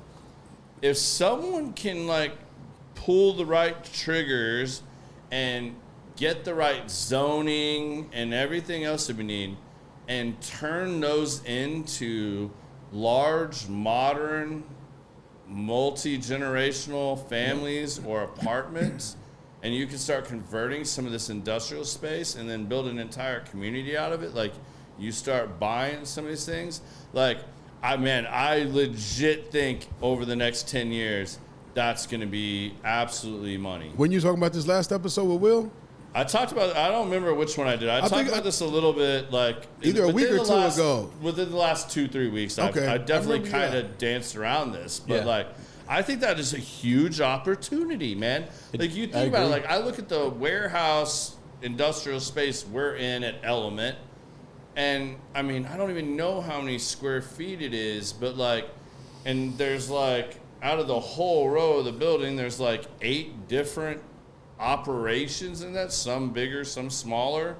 But if you could divide that up and provide I don't know, if each one was 4,000 square feet, and you give them 4,000 square feet, and maybe it's on the front end, it's 4,000 up here, and there's another 4,000 back here, and 4,000 here, and 4,000 here, and on down the row, and you wanted to buy 4 of these, and you had 4 generations of family living here, and between y'all, you got 16,000 square feet, I mean, not saying it has to be that big, but like, you get what I'm saying. Like, I do. You could do these things with these and totally repurpose this in a market that's wide open right now. Yeah, definitely. I mean, I think the residential market is embracing that slightly in a little different aspect. Whereas, I mean, there's a great case in point. There's a subdivision being developed right now on Preston Road, just a little south of 121, where we've got 3 and 4 story, very narrow, 0 lot line houses that are It's almost like townhomes looking things, right? But they're single structures. Yeah. You know, they're still single family detached, but 3 and 4 stories tall. Maybe some of these buildings, I guarantee you, they're not 30 feet wide. Yeah. You know, on a 40-foot lot. Density's getting higher per acre, per square foot, right? And we're going vertical. The rest of the world lives in flats, lives in 30, 40-story flats. You know, America, United States, are the only company of urban sprawl, right? Where we have to have land to spread our wings, spread our legs a little bit, you know. There's not a lot of dirt around to have the big multi-generational compound where there's a main house and 3 or 4 or 5 structures for the kids to live in, right? So, like you were saying, you got to go vertical, and you got to have each family unit is living on a floor. So, yeah, I think there's a huge market for, and I think we're heading that way. Yeah, it's the same thing with these deep, huge warehouses that you start quadding them off or whatever. I feel like you could do the same thing. Somebody's going to help do that, and it's, I don't know. Sure. I think that's where it's going, but I'm 100% with you. So something I've seen that you've done really well, and obviously it's come into different variances throughout your story, your journey that you've told us. How do you look at managing risk, and what feels risky to you, and how do you do you and your wife have a system for that now? I mean, you've gone from here to the bottom to coming back up again. What does risk look like to you, and how do you try to manage risk? Boy, that's a great question. We actually we shelter some cash so that we have Dave Ramsey talks about having multiple months worth of cash available for emergencies, right? We try to have cash on hand to handle, if we have a bad month, or if something goes wrong, or, and obviously insurance fills the void. But we look at, since we've seen the bottom, we've seen bankruptcy, we've seen failure, if you will, the lens is different. So we look at things a lot differently. Ironically, with the ice cream shop, my wife is the one that had to kind of talk me into it. I was much more conservative about it than she was. So we just view things from a different lens, and we learned a lot of what we did wrong in that first business we acquired, the scrapbooking business. Mm-hmm. We were very naive when we went into that. We were like, hey, cool, and that was right at the front end of it. I mean, mortgage money was free and loose. I mean, we bought that place with almost no cash out of pocket on a stated income loan, 95% loan to value. So we put a little bit of money into it. The seller loaned us some money for our down payment. And so we were as high risk as could be in that deal. Yeah. And the only reason we didn't make it is because the economy went to crapper in 2008. Yeah. But we learned a ton through that. So using those failures, not allowing it to keep us down, and learning what we did wrong there and what we could have done better, maybe not so much as wrong, but could have done better. So we look at, when we look at a market or look at expansion for the ice cream shop, our goal is to have 5 to 6 stores. So I'll be honest, I'm 56, right? So our goal was to have 5 stores by the time I turned 60 or 61.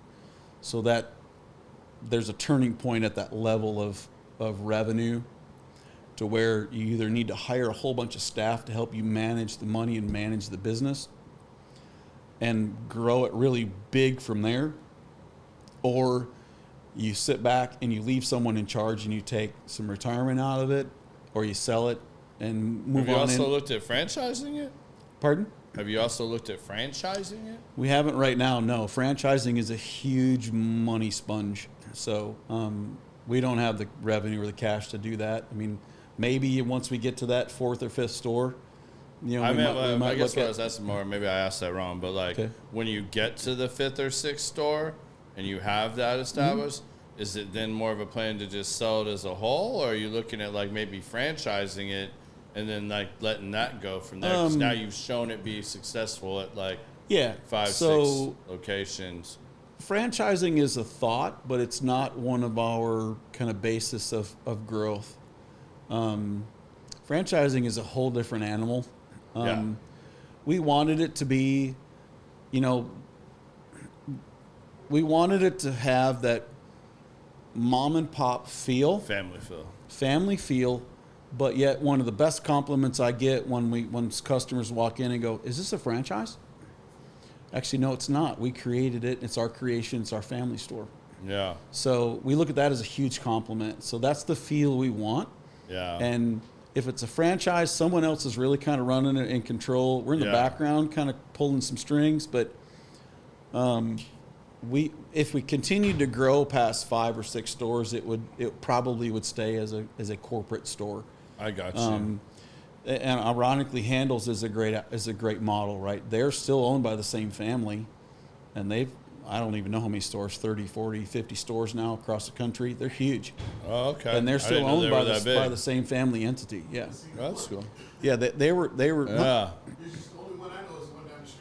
Yeah, no, they're originated in the Midwest. I knew about the one he mentioned earlier on like Coit and there's several. There's one in Little Elm, there's one in Plano. They're opening one in Frisco pretty soon. So they're growing. And that's all owned by the same family that still owns it today.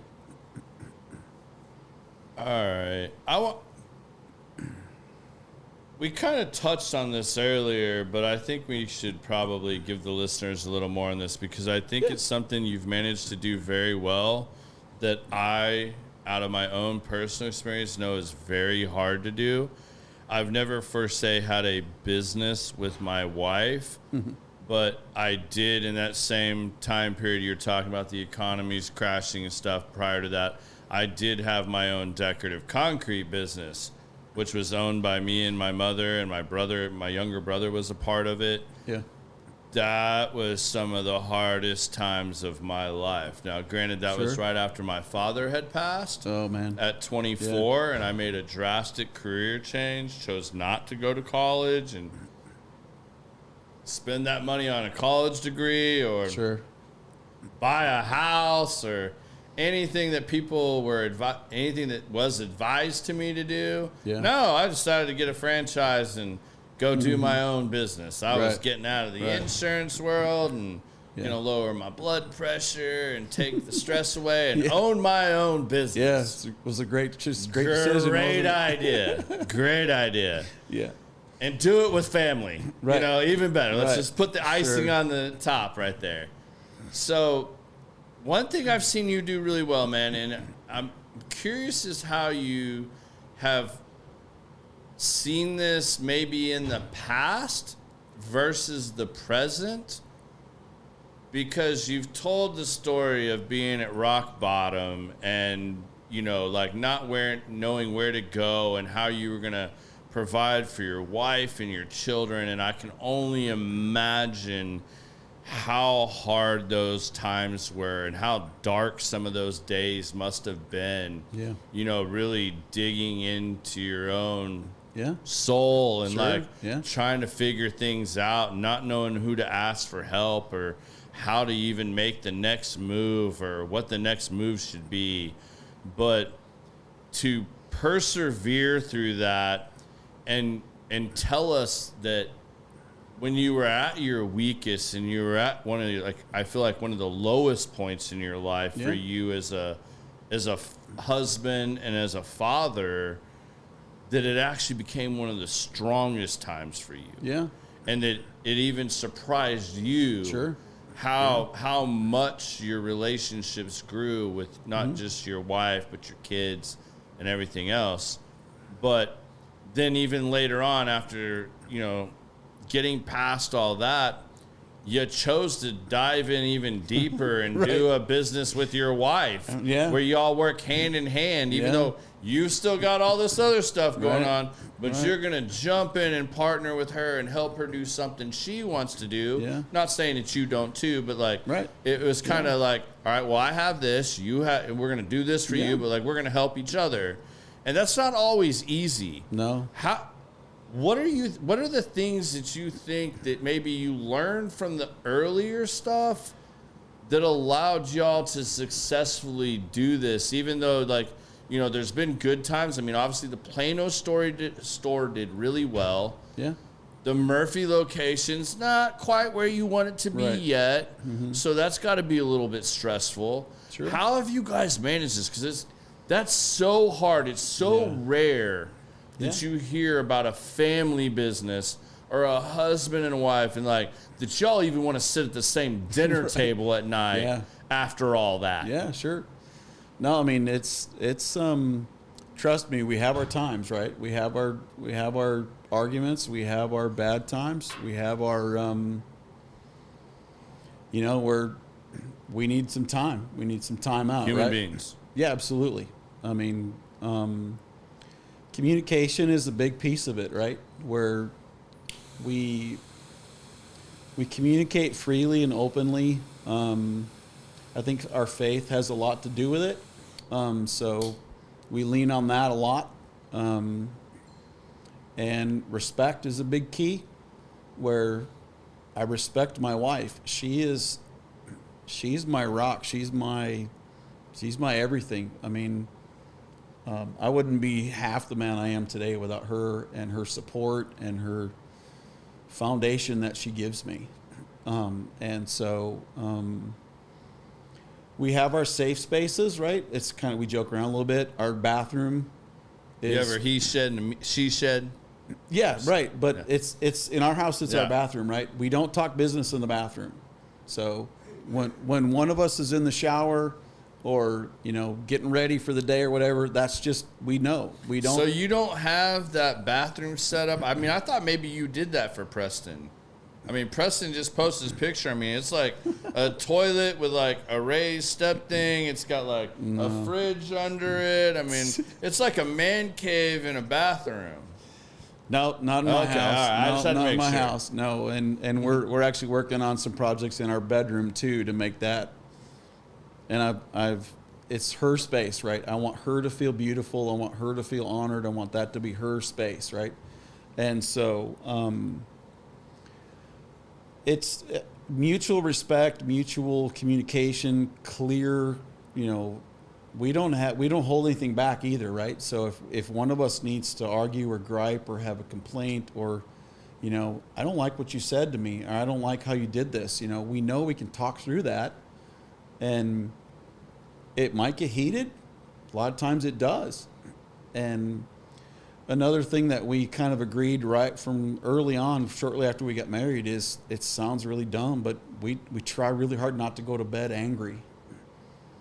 If we need to have, I mean, trust me, there are days when we stay up late working through issues, or we even, trust me, I've spent my nights on the couch, right? All right, I was going to say, you're going to make me challenge you like I had to challenge Will last week. You just hit on, I'll say this, I legit, and I mean, and I'll say this too, I think it depends on the couples. Absolutely. And how each person processes information and how quickly they're willing and ready to deal with conflict or issues. Yeah. So I will say that first and foremost. Now, for me, that was some of the worst relationship advice I was ever given. Do not go to bed angry. Yeah. Okay, well, what happens when you get into it with your wife at the end of the evening and you go down that road. Sure. It doesn't always get worked out right then and there, first and foremost. No, it doesn't. However, there's been a lot of nights where we never went to sleep or we never went to bed. We continued working through it. We're on a good path. We're on a good conversation to where we're working through it. The next day was tough because both of us were exhausted, right? Okay. But I guess that's a slightly different. We worked through it, right? So, but there are other times too when it's like, you know what? Okay, time out. I need some time to process. So the whole going to bed, not angry thing is not so much the key anymore, but it's I need time. Okay, so you guys have like a timeout. Giving each other that time also to say, okay, we're going to sleep on this. We're going to go to bed. We're going to wake up, but we commit to coming back to it the next day at some point in time. We got to work through this. Okay, that's fair. I just letting it fester is really the worst thing you could do. And it's trust me, I'm not a relationship guru at all. Promise, but don't misunderstand that, right? Yeah. I'm not the guy, right? Nor am I. But I'm not claiming that either for the record. You've got to come back to it. You can't leave it alone. It will never solve itself. Never. Never, ever solve itself. I agree with you on that 100%. Where I found this difficult and different is my wife likes to process. Sure. She needs time to process. And if I force the idea of not going to bed angry, that's not going to work well for you. It doesn't work well for me. No. Like we're different in how we process. And when I didn't understand that early on, Lord help me, that was, sure, not fun. And but you have to give them that space. There you go. That's what I was just going to add to it, is honoring your wife in the aspect of, honey, I'm ready to talk. I know you're not. I'm going to freely give you this time to process. I'm going to go sleep on the couch tonight. Yeah. Or I'm going to come to bed, but I know we're going to work through this later. I'm going to give you the space you need. Yeah. And have enough respect in your mate, in your wife. Yeah.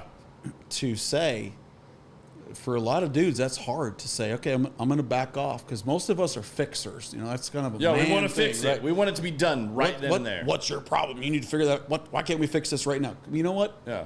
That's some of the worst advice anybody could ever give anybody, right? Yeah. The best thing you could do is give your wife some space and say, look, I respect you enough. I love you enough to say, let's figure this out. And if you need time, we'll take the time. Yeah. There's nothing wrong with that. I agree with what you just said 100%. Yeah. I think that's the part that gets left off the end. Oh, absolutely. It just gets said, learn the 5 love languages. And right. Don't ever go to bed angry. Right. All right, that's bullshit. It's going to happen. Like in our specific case, that's a great goal. And it's worked well for us over time. Trust me, we've had many of nights where we go to bed quiet, Yeah. And we go to sleep, but we come back to it. And that's, I think, the difference. What's helped us last almost 32 years. And we have plans for a whole lot more, dude. Yeah. I'm on my first marriage. I have no plans for number 2. No, I don't want a number 2, right? I want to stay with Brooke my whole natural life. I want to die next to her. I want to die with her. Yeah. But there's... Yeah, you just got to figure it out, man. Yeah, but I mean, I think that's like people take stuff so literally. I think that's why I take such issue with some of those statements like that, because most people won't take the time to give the extra little bit you just did. Yeah. It's just don't go to bed angry. Well, when you're young and if you get married younger, like, you take things very literally. Like, okay, I'm not supposed to go to bed angry with my wife. Right. All right. Hey, we're going to fix this. Like, we'll talk about this till we're blue in the face or we both pass out and fall asleep. Yep. Well, that's not good. Like, if your wife or your significant other, that's not how they work and they need time, guess what? You're just going to compound that problem and make it 1,000 times worse. Yeah. Recognize, like, hey, we still have a problem. We're going to get through this, like you said. We'll come back tomorrow. Like, hey, take whatever time you need. I'm ready to talk about it when you are, but like we'll take that time. Yeah, and another thing I want to add to that is it's not always overnight. Mm-hmm. I'm not going to go deep into it, but we've had times in our marriage where that's taken months, right? Yeah. And it's involved counselors and professionals to help with that, and being willing, both of you, if there's a situation that arrives to where you can't get past it and you can't come to either a mutual agreement or an understanding from each side, don't be afraid to get help. And I'm gonna say this to men and husbands, dude. Don't be so proud that you can't go to a marriage counselor. Dude, go. Thank you for sharing that, Lane. Like, that's bold. Be vulnerable, right? So we've had some times where it's literally taken months to get to that point where we could sleep in the same bed again. So sometimes it's not just overnight that the other person needs some time to process. It could take a while. Yeah. But if you're willing, if you're in it for the long haul, marriage today has become such a throwaway thing, and we've kind of morphed into a marriage counseling podcast. It's fine, man. Right. Go. But I mean, marriage has become such a throwaway thing. We'll just go annul it or get divorced and go on to the next one. Yeah. I mean, for me, personally, for myself, marriage is a commitment and it's a one-time deal. So Brooke and I found each other. We were, created for each other. And so we're here, we're in it, good and the bad, man. We're going to work through it, and it might be something we solve over dinner. It might be something that takes months to figure out, but we're in it. We're That's not throwing awesome, it away. Man. Dude, thank you for sharing that. Sure. Like that takes a lot of cojones to get up here on a podcast and like open up and say something like that. Like, I don't take that lightly. And like, a lot of people need to realize that, like, there's help out there. I talk, you guys hear me talk, and this applies across the board. Like, you guys hear me talk about Operation Yellow Tape all the time. This applies to so many different things that, you talk about first responders, man. Like, these guys see horrific things all day long. Yep. And then they have to come home and act like everything's just okay. Yeah, and they don't want to take that carnage and that like terrible things they saw home to their family and their children's. Yeah. But like, guess what that does? Yeah. That makes them just internalize all that if they don't have somebody to let that out. It's the same thing for our vets and stuff, man. And you guys don't. You're real quick to get on here and give somebody a Google review that's shit, or to bash somebody as a keyboard warrior on there. But like, to really give them some space and like truly be a friend or help them or say, hey, it's okay, man. Like, I've had my problems too. I've fucked up. I've made my mistakes. I've had failures. It's not going to be my last, but I hope I don't make the same one again. I'm gonna do those things. Absolutely. Like, that's where it's really at, you guys. Like that. I mean, that is so crucial. Yeah, and some of those times where we've had to take extended periods to where we need some processing are my fault. Yeah. Marriage isn't perfect. I'm not perfect. I know that I'm a work in progress, and my relationship is my marriage is a work in progress. With my relationship with my children is a work in progress. So, all right, let's have a couple fun ones here, and we're going to wrap it up because I know we're getting towards the end here, and I want to be respectful of your time. No worries, dude. I mean, we can do this again sometime for sure, but what's maybe most surprising thing you've learned about yourself through this entrepreneurial journey and throughout your career so far to this point? What's really like stood out that surprised you? How much I can handle and manage, I found myself in scenarios where there's only one of me and I need to be in 3 or 4 places at a time. And it just seems to work out somehow, some way, it works. And so, I mean, I think that's been the biggest thing is, I've always worn multiple hats. A lot of people talk to me and tell me like, dude, how do you do it all? I'm like, I don't really know. I mean, it just kind of works, right? Yeah. So I just do it. I'm open. I'm positive. I try to have positive energy every day, and Another really good key piece of advice I got from somebody early on in my career, as in my 20s, said, there's always a solution. You just got to find it.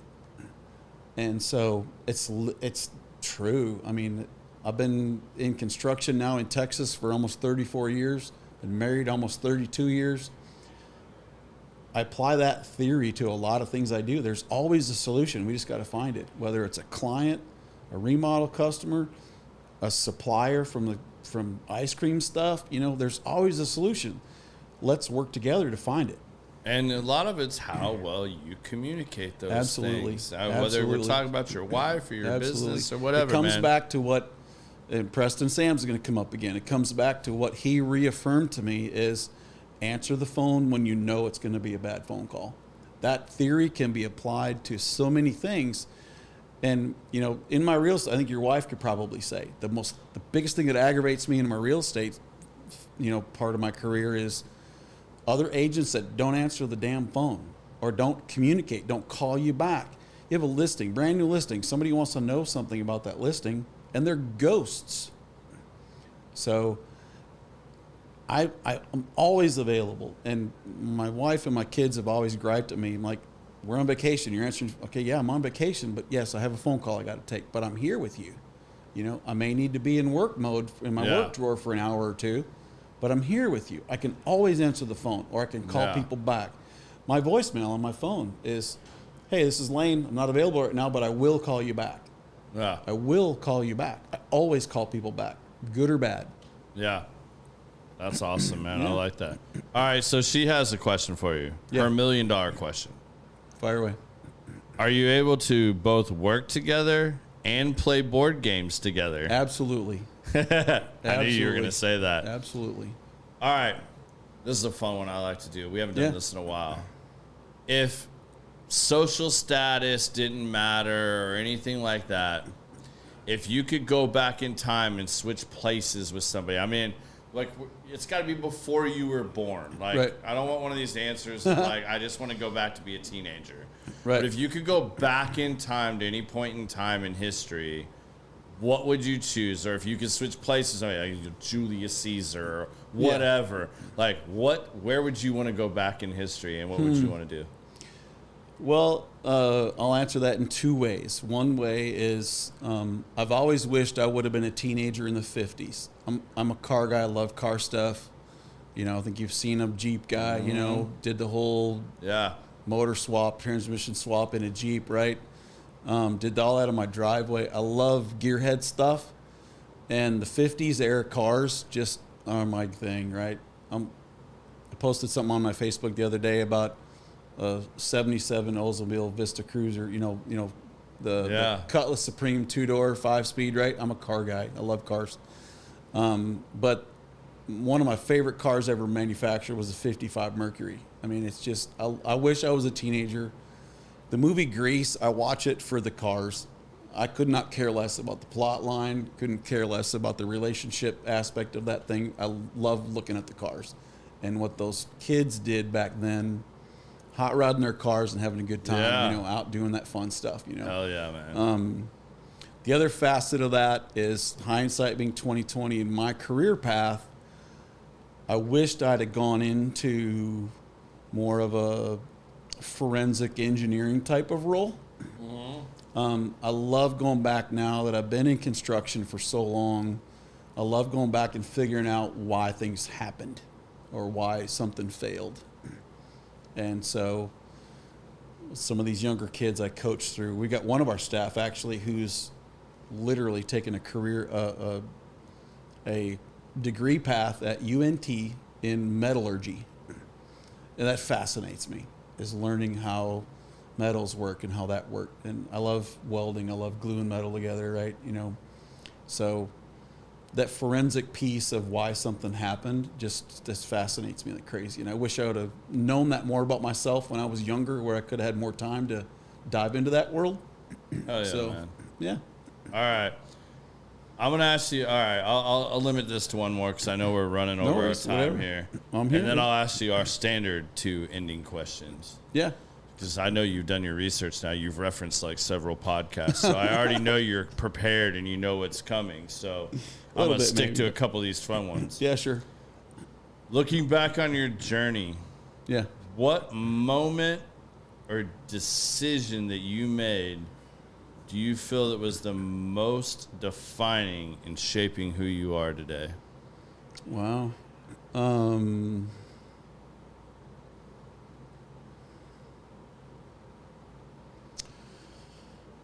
I'm probably going to answer to the day I met my wife and the day I got married. Because being a husband, being a dad has mostly shaped who I am. I've changed careers for my family. I've thrown careers in the trash for my family. And so I would say probably the day I got married. Right on, man. All right, let's just get to it. We'll go to the easy ones because I know you're prepared for this now. If you got to leave your children with one piece of advice, what's that piece of advice you'd leave them with?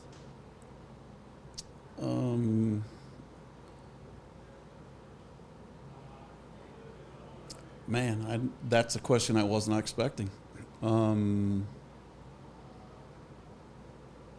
I would tell them to. Everybody gives the answer of you can be what you want to be. You know. Yeah. I think like the other thing we're talking about. I think that gets really cliche. But I would say tell my kids, work hard, be respectful, and don't ever sacrifice your character. Because your character is one thing people can't take from you. People can take, I've lived it. People can take your cars. People can take your house. People can take your money. The government can take your money. Snap of fingers, it's gone. But no one can steal your character unless you give it to them.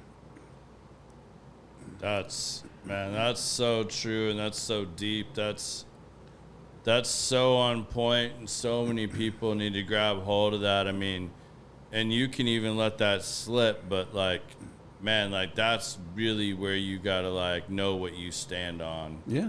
And be about whatever it is you're gonna be about, and just go all in on that. Yep. Dude, that might be one of the best answers we've ever had for that. I'll give you that. All right, now's the fun one because this show is called Common Sense. Yeah, sure.